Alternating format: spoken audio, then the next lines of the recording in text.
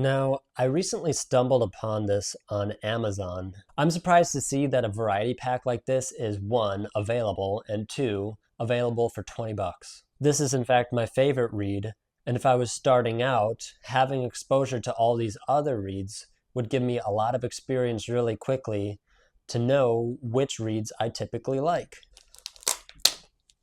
This is the V16 reed, my absolute favorite for my V16 mouthpiece. It creates a deep, harmonically rich sound with plenty of attack. It's the thickest of all the Vandoren cuts, and the V16 helps you deliver deep and colorful sound with authority.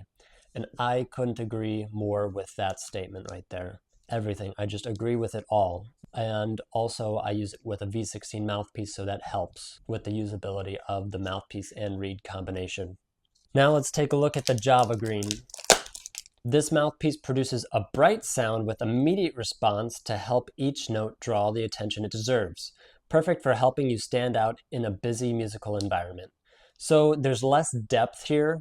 You're going to cut a lot louder, or cut in line, it's a jazz term, to stand out in front of other saxophone players. This will help you cut past the others, though it might cost you a less harmonically rich sound than the V16, for example. Now let's try the Java Red.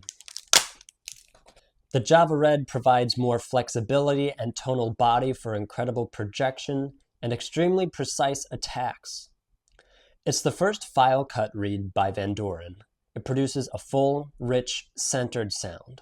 So think articulation. If you want extremely precise attacks, think articulation, think marcato accents, think staccato, think precision, especially with quick passages. And lastly, the ZZ Jazz piece. The ZZ Jazz gives you the best of both worlds, phenomenal depth of tone, and immediate response. At the same time, its free-blowing design makes it remarkably easy to play. So this sounds more like a V16, except it's easier to play, which for a beginner might be the way to go. Of course, I like the V16 because it's full of rich sounding tone, but it might be a little bit trickier for a beginner to play. So it might actually be better for most of you guys out there to try the ZZ reed instead, and maybe work your way up to the V16. It's interesting to see here that a 3-cut reed has varying strengths even within the same brand. So it's really nice that they have this printed out here for you to look at. Now let's take a look at how they might look different on the inside. So now you can see the differences in the reeds. For instance, this red Java cut reed is the first file cut reed. So that means that they just cut right across there so that the grain is exposed a little bit earlier. You can see on the back they have their own logos, V16, Java, Java, and the ZZ Jazz. All of these reeds have the same strength. Now if you're beginner intermediate, 3-strength reeds are the way to go. Other than the differences about how the outside of the cane looks, these reeds would be difficult to tell apart unless they were labeled by their model here.